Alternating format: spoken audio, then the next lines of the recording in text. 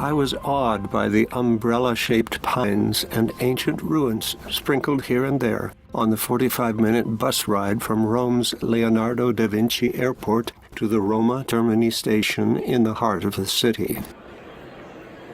After partly getting settled, it's back to the terminal's chaos to link up with today's tour. We're going to Pompeii. Beyond the ruthlessly automated passenger gates, numbered platforms lead ticket holders to rows of powerful electric train sets. It all works well. Even Americanos could do it if they wanted to. Our bright red Frecciarossa train awaits. Sleek, comfortable, fast, quiet.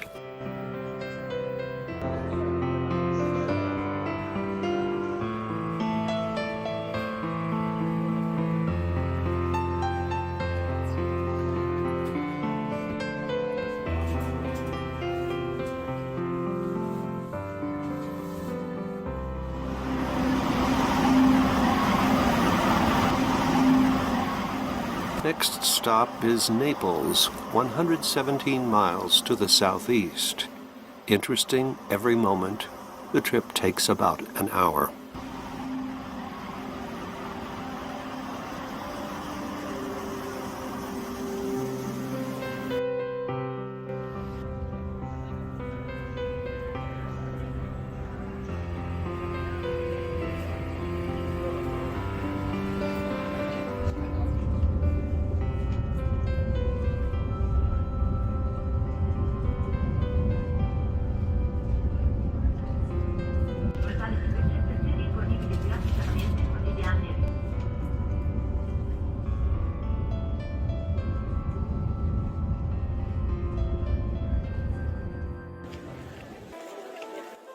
Energetic archaeologists continue to sift through the mountains of ash spewed into the sky by Vesuvius 5 miles away. In the heat of that catastrophe, the entire city became a sudden blast furnace, with temperatures in excess of 550 degrees. Nobody lived.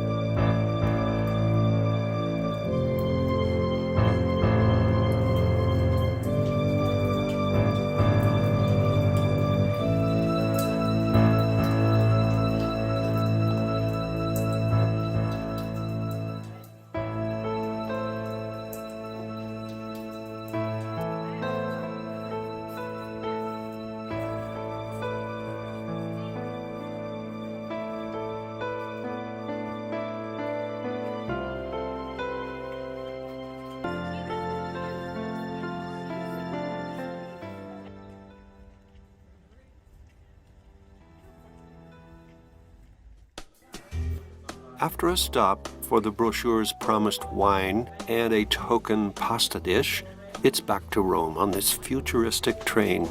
And while the tour itself was so-so, the Italian culture and countryside are always a pleasure to touch.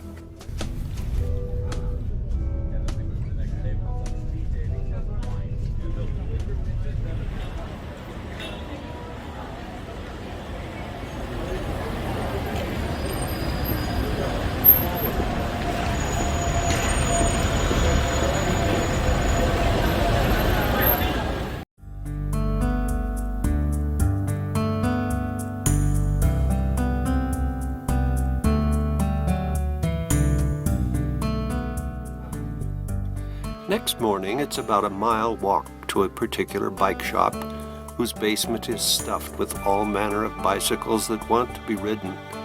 Mine for the day is a kind of clunky e-bike. It's an 80-pound electronic marvel. Fast, fun, dangerous. Not an electric scooter. You must keep pedaling in order for the surprisingly powerful motor to work. But work it does. The effortless speed is a delight to experience.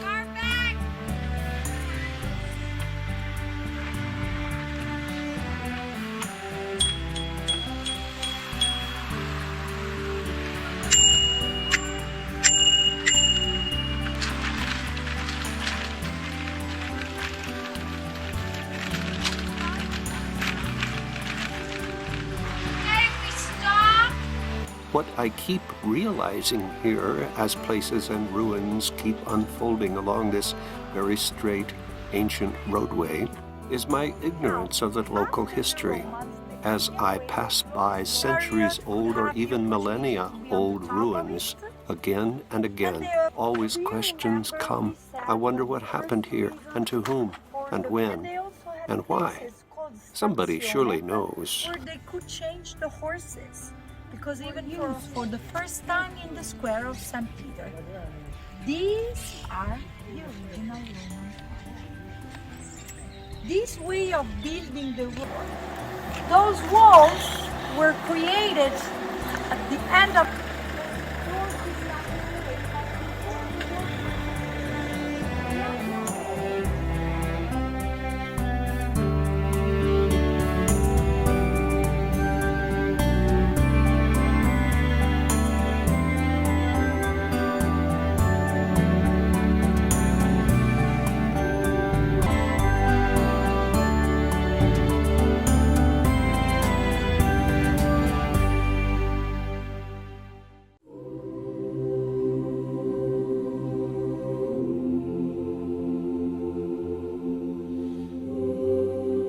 For me, the subterranean treasures beneath this area are the high points of being in Rome. It is believed that these vast tunnels hewn through the tufa volcanic subsoil were begun about 150 AD.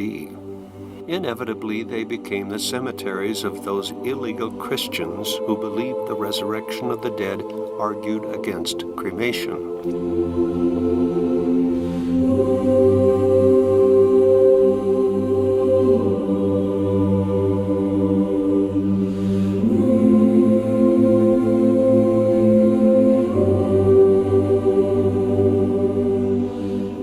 Today's stewards of the place forbid photos and videos yonder, but the gift shop offered an approved DVD for €5, which turned out to be jerky, fuzzy, mostly blurry. So the clear images you see here have passed through Eric's magical AI software.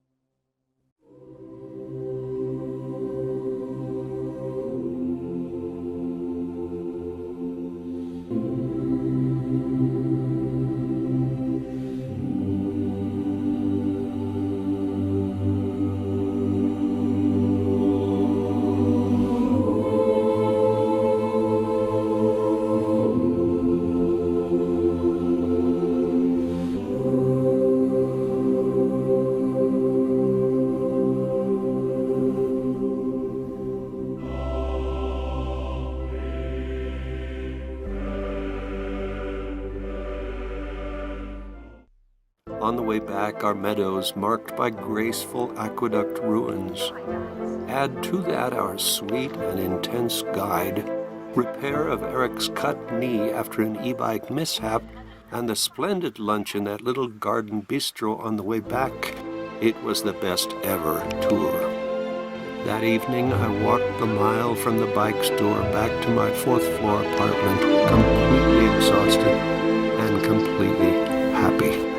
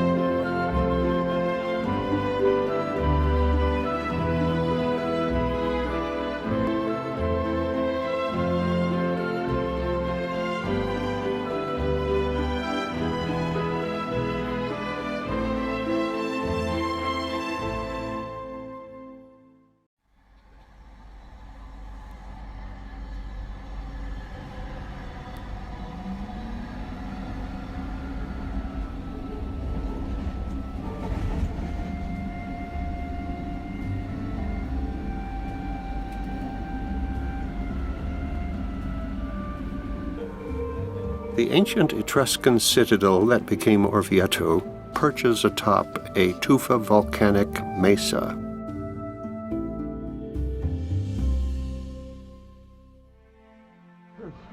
Because the porous rock is relatively easy to dig, caves have proliferated under most of the city. That's one priority experience for Eric the antiquarian.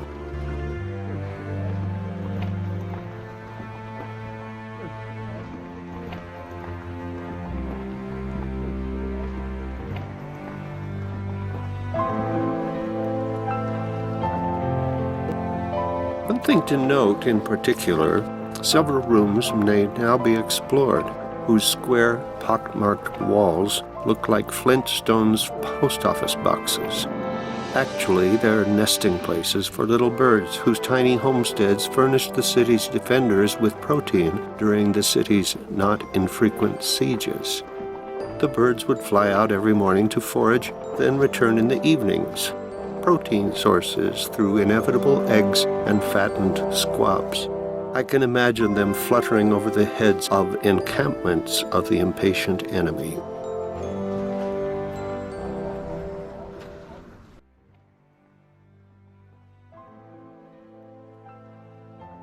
Orvieto's Duomo dates from about the same years as Siena's, which it somewhat resembles. I like it best of any place of worship I visited in this part of Europe for its thoughtful and painstaking beauty. The place is a Bible storybook in stone, from gold leaf mosaic decor on the western nave entry face to the profoundly moving frescoes inside.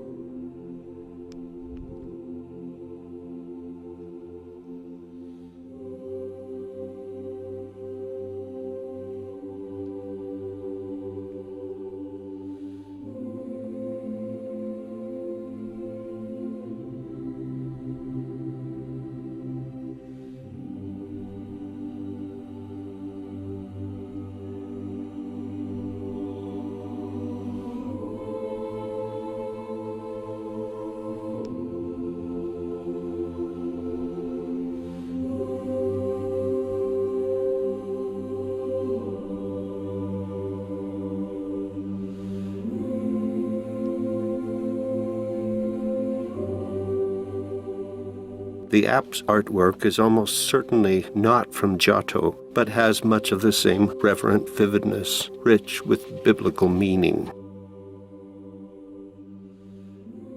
And to the right of the altar, the south transept chapel shows the most penetrating medieval presentation of the Last Judgment.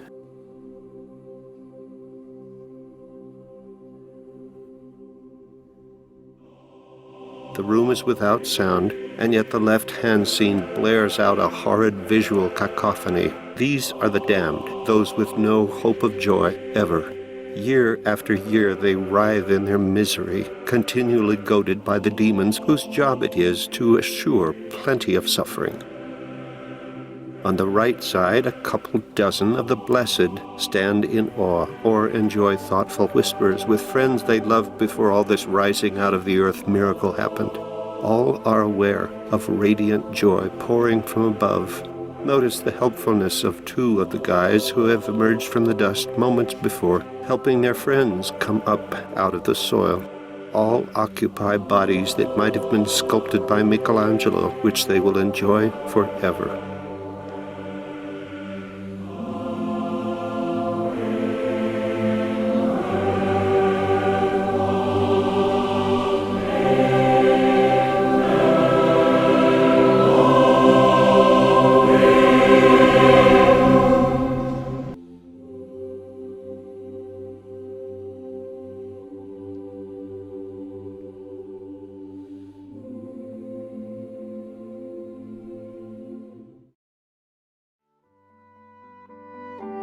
Next morning, it's a refreshing walk to the Etruscan necropolis, or City of the Dead, not far from the northern edge of the city. A beautiful and refreshing Tuesday stroll in the morning air to a protected historical site that, it turns out, is closed on Tuesdays.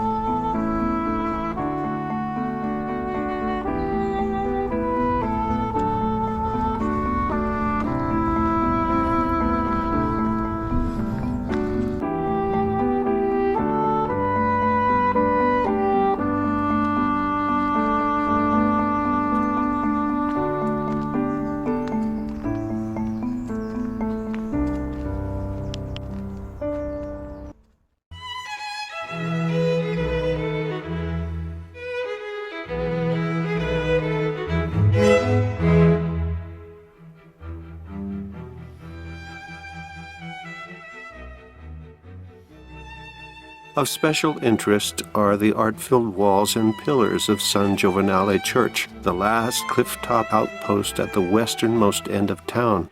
Its restoration is recent, its mood gentle and still. A police officer comes in while I'm exploring with my tiny GoPro and has her morning prayer devotions in the right-hand chapel.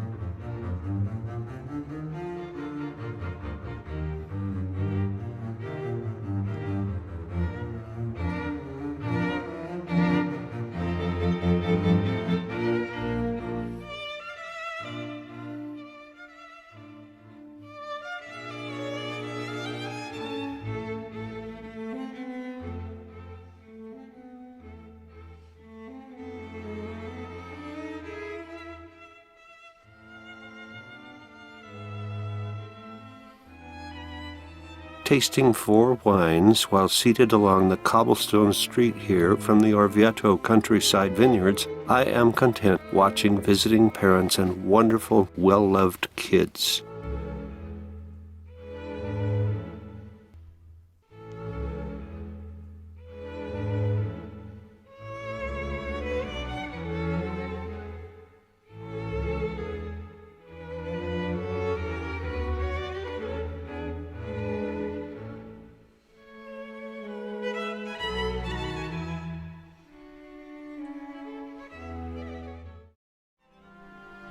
Not far from the city hall is St. Andrea's, longest-standing church in the city, at least 200 years older even than San Giovanale, which itself dates from the mid-10th century.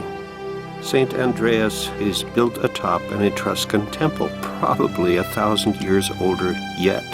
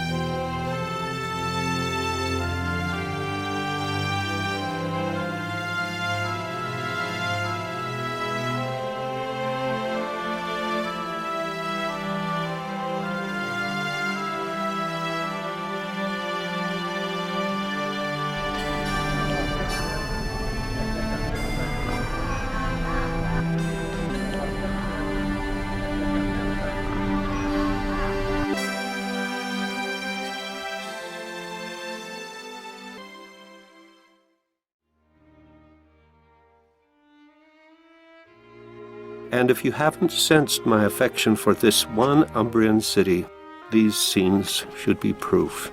I couldn't simply go to sleep that last night without saying goodbye with sincere thanks to these warm reddish-brown stones.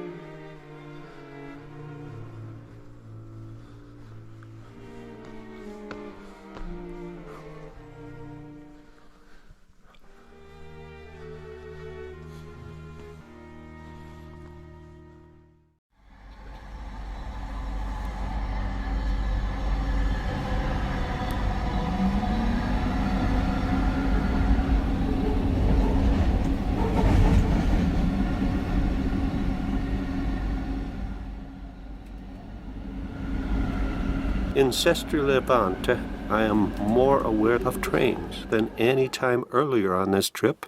Partly that's because they're right here, seen or heard day and night, always filled with expectant tourists, and partly it is that those rails link my chosen town with the Cinque Terre, which is a well-known Italian national park region to the south.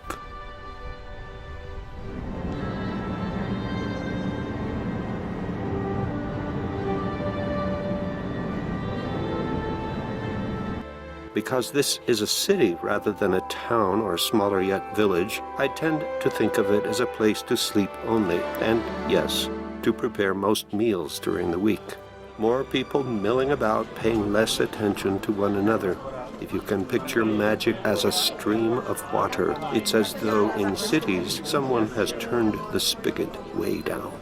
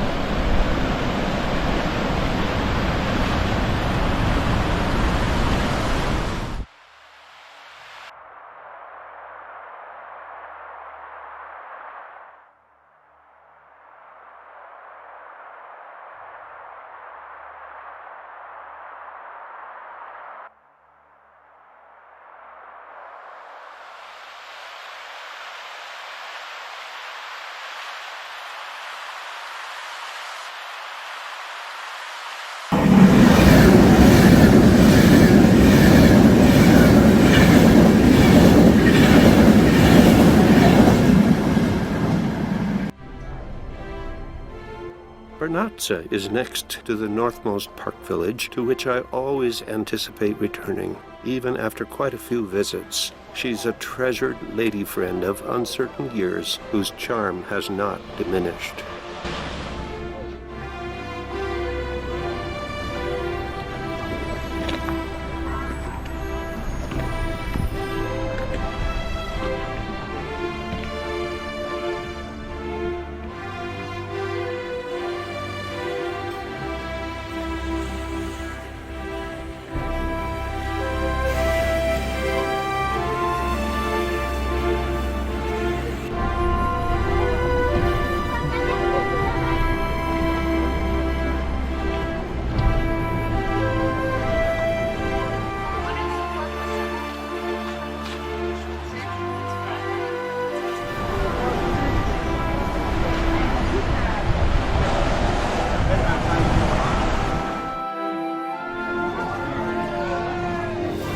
Next up the coast from Vernazza is Monterosso al Mare. It's actually two regions joined by a pedestrian tunnel. The larger and newer side is where the train lets me off. The other side, although it bears the same name, seems to hold most of the charm. Best breakfast here that I've ever enjoyed any place.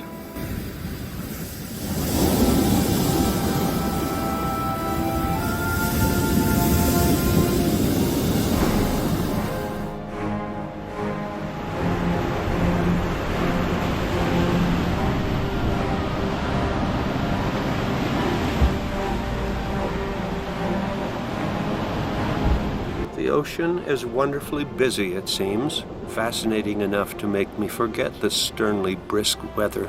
Here is surf along which to walk your reluctant dog.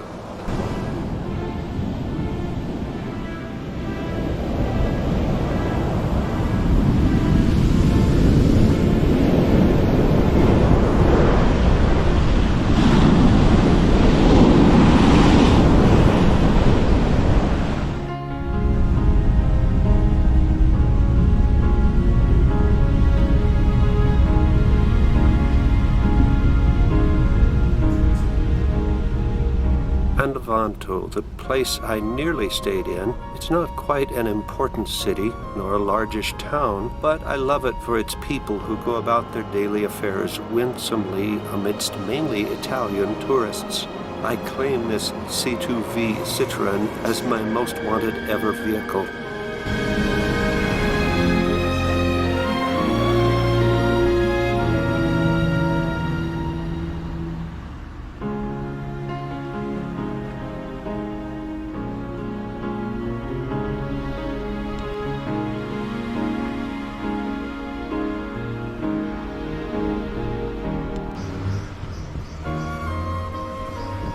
Hostels and apartments occupy rooms of once mansions, yet retain the graciousness of a century ago. The seashore along here is scenic, both seawater and Belle Epoque mansions that peer out onto it.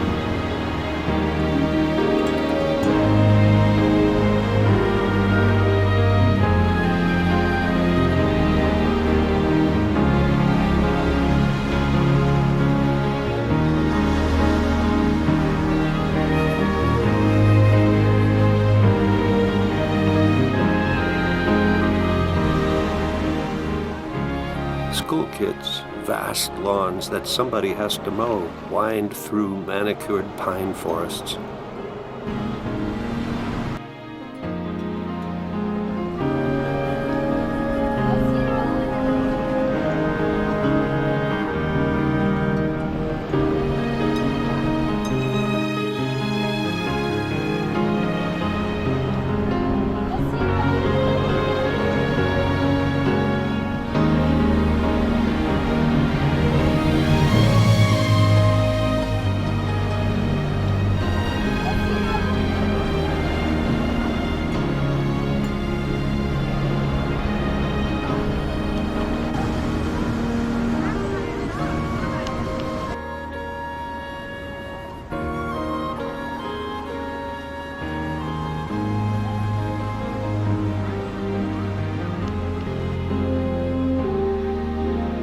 My best of all moments were times at a gelato store watching a middle-aged gal whom I had made a video of during her bratty sister period 10 years earlier. My little movie of that encounter seemed to enchant her.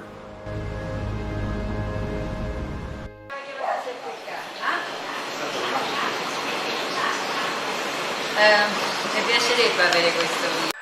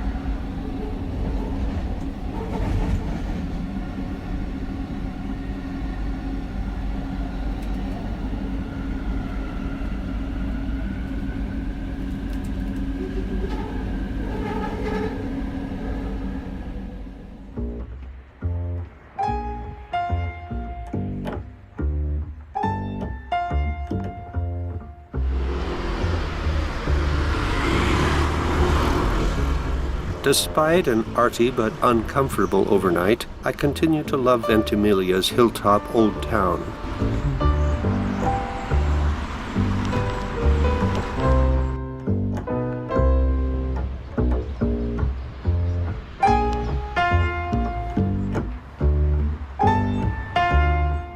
I walk up the zigzag sidewalk to enjoy the less public side of their 12th century cathedral, its rosy stone walls glowing in the twilight.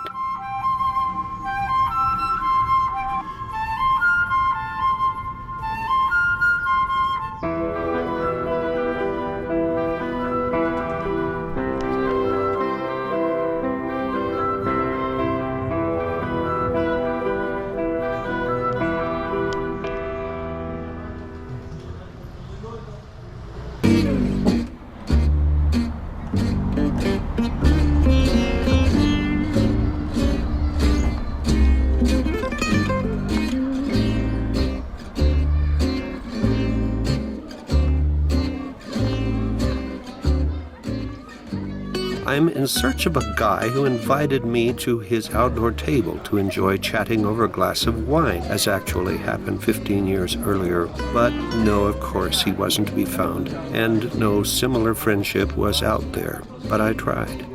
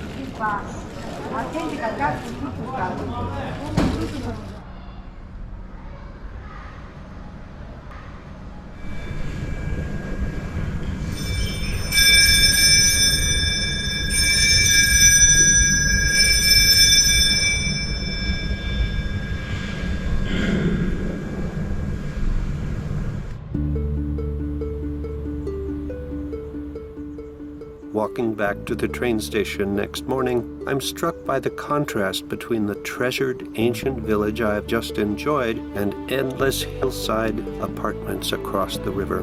But onward by rail now to Avignon, a major historical center in the south of France.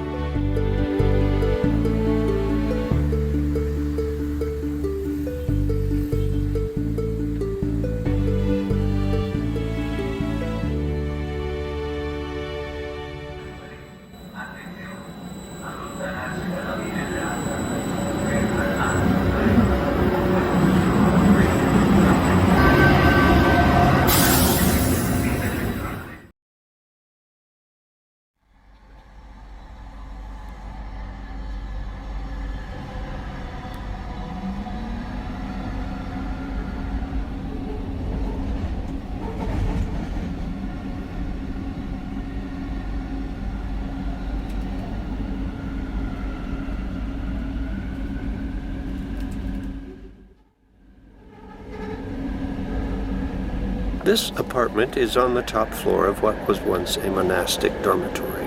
When its top floor was restored, the new owner had the amazing good sense to have the ribbed vaulting of the original ceiling right there where I could touch it.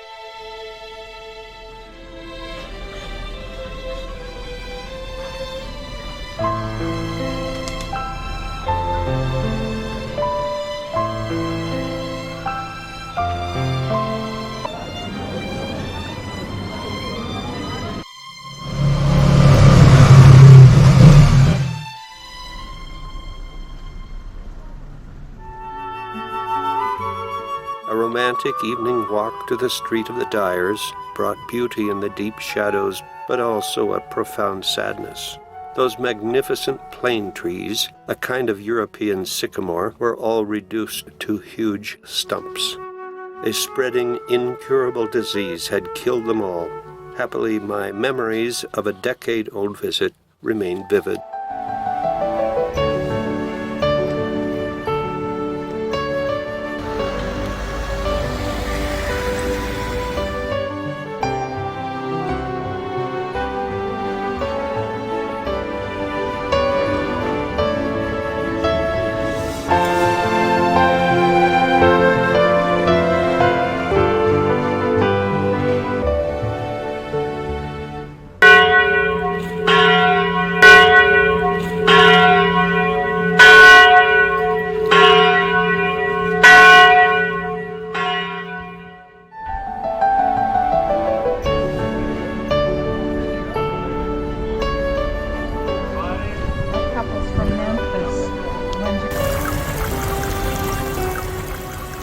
An all-purpose close-in tour brought us to this small, uncomplicated village with its typical 12th century church and the former mill race carved into its riverbed's clear waterway.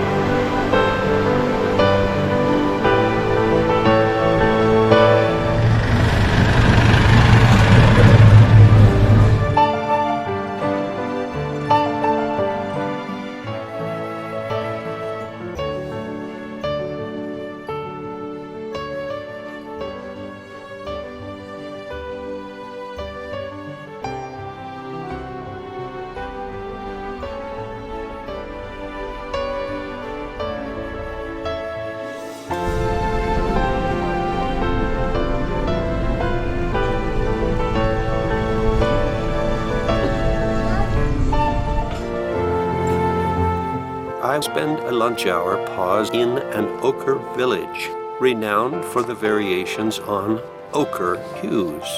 Good food, okay wine, enjoyed in view of the mayor's office windows yonder.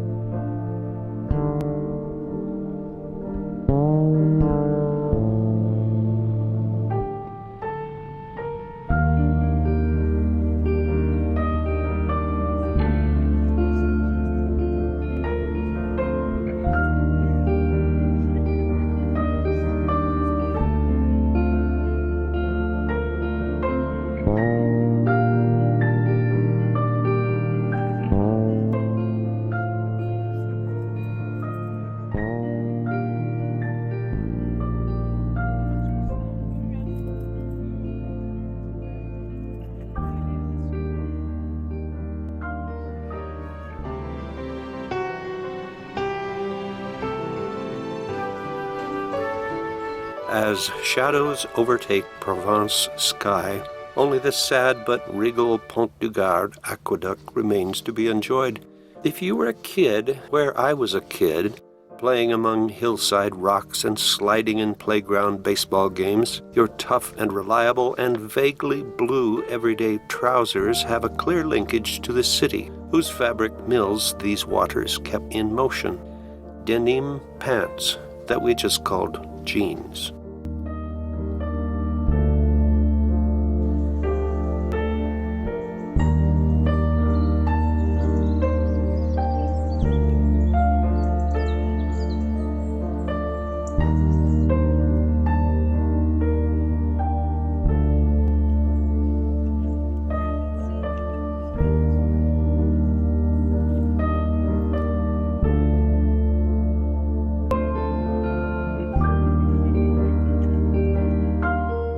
Quickly we pass an abbey whose scenic buildings are background for a July bounty of lavender. Their extravagant color is long gone by September.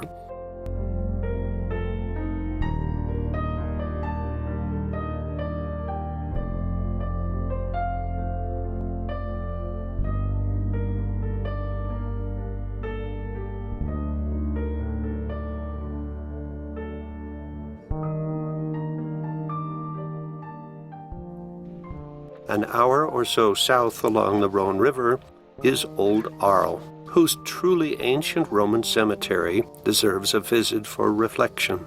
Les Aliscamps is Provençal for the Champs-Élysées, the famous boulevard in Paris, whose meaning is the Elysian Fields. Vincent van Gogh and friend Paul Gauguin used to paint here around the turn of the last century before madness drove the former to terms in a local asylum and the latter sailed for Samoa and semi-clad Polynesian models.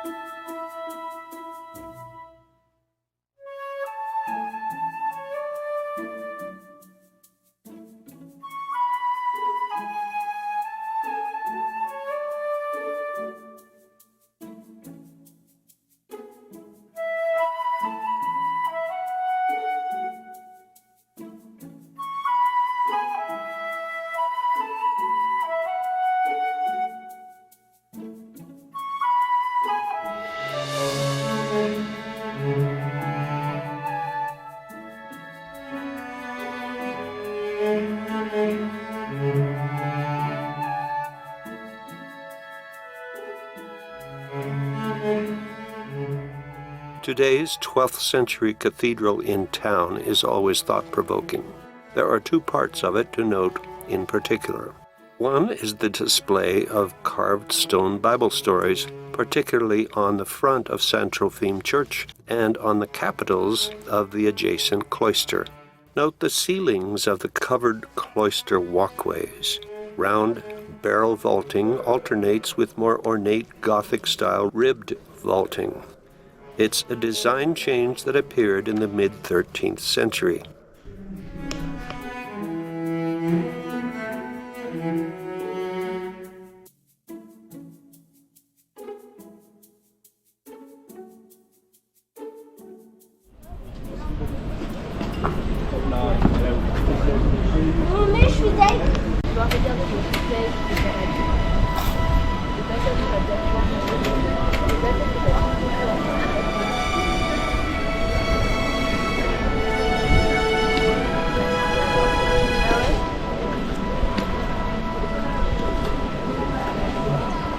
Now, part two of the features that move me is the stone floor in the San Trophime Church. Its uneven texture reminds me of literal centuries of the humble believers whose bare or sandaled feet have trod these aisles, bringing their joys and sorrows, prayers for illness or disability, maybe wishes for a good marriage or for bountiful crops, to the altar whose cross speaks of hope.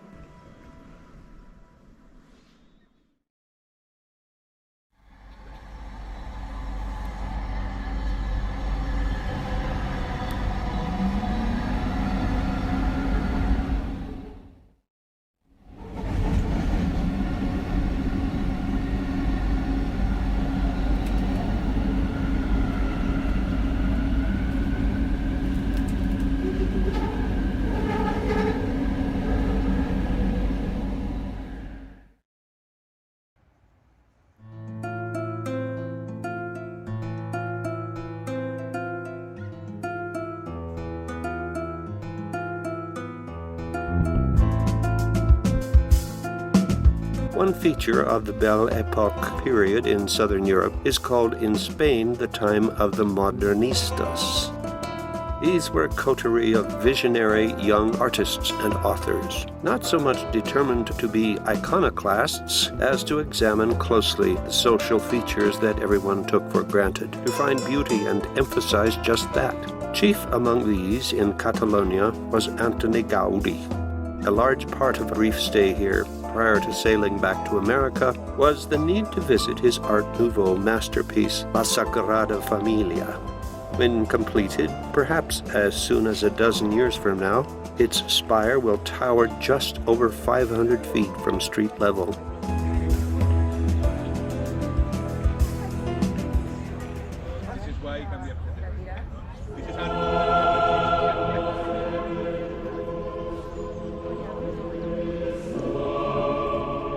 Its storytelling statuary outside shows the faithful, loving attention to detail of today's architects.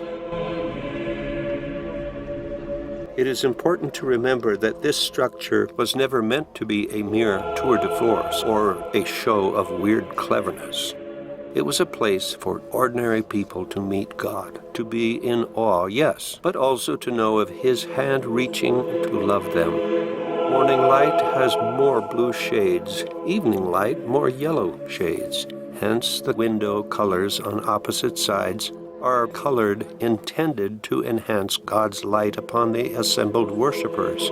That encircling gallery halfway to the ceiling is a choir loft. It holds a group of 900 voices. Imagine the sound.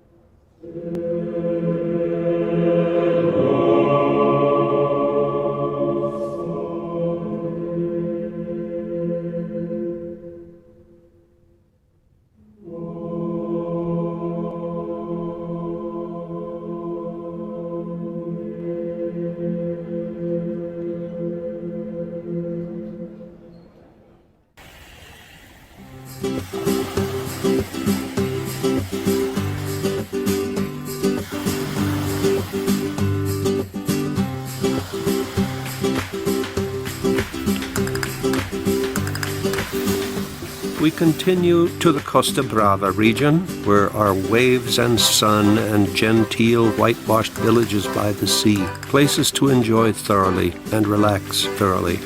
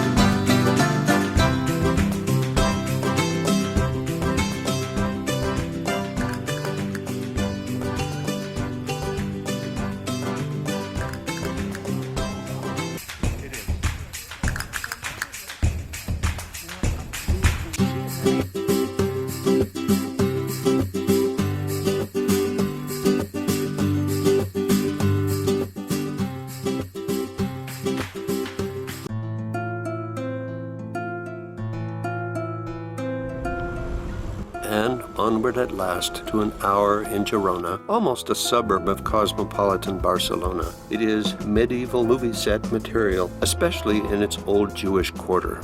The coffee shop was amazing here, whose barista was American.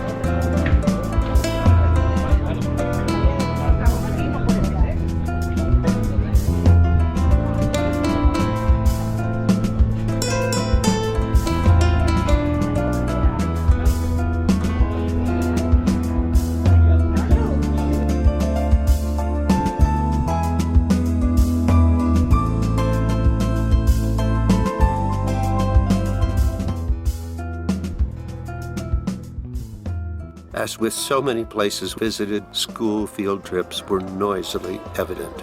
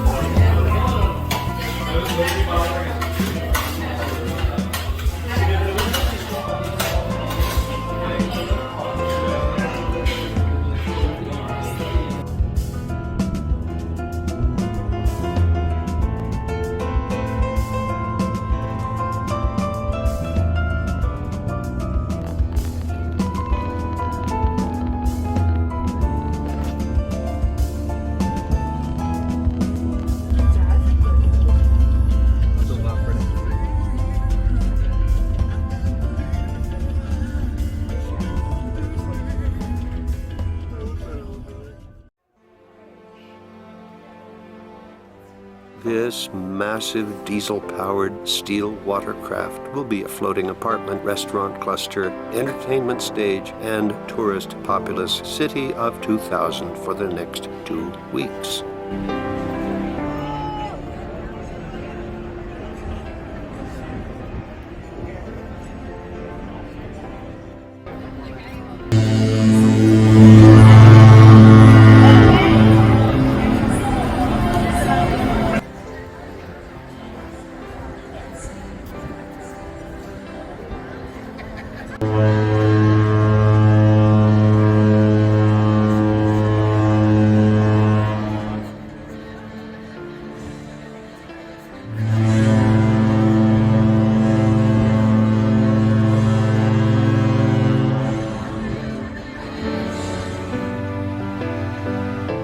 In such a place, it's my preference for village life rather than carefully schemed and planned and executed city life on board that prevents me from really bonding with this cruising culture.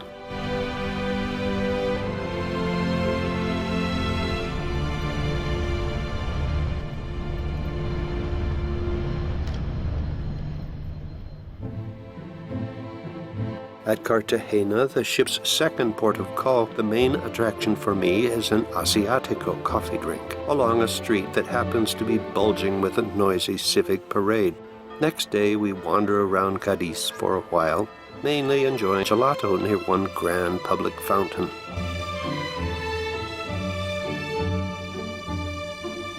In Portugal's Lisbon, we board a tour bus to Queluz, site of a palace from the years of the Grand Monarchy here.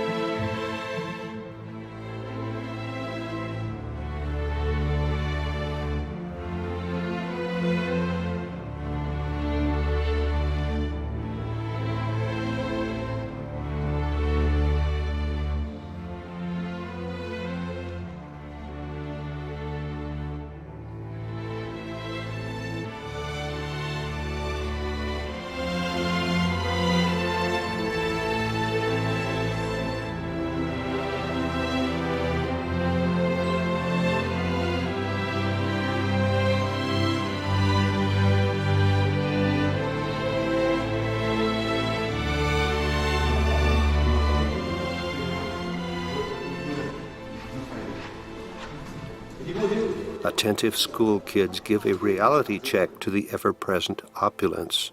It reminds me of the Versailles of Louis XIV, in that other capital city along the River Seine hundreds of miles to the north. This is smaller and a little less over the top, but still unbelievable.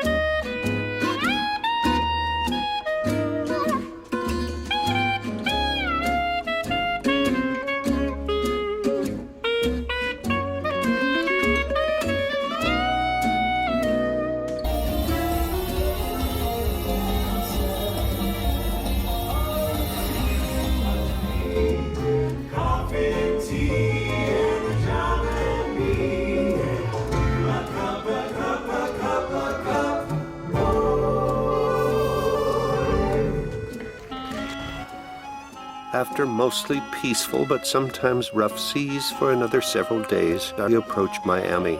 On such an occasion, always I regret not having processed the details of the past month plus in Europe as deeply as they deserved. The good and helpful fact is, however, that there remains this hour's visual complement of scenes to remind me about where part of my heart remains even yet.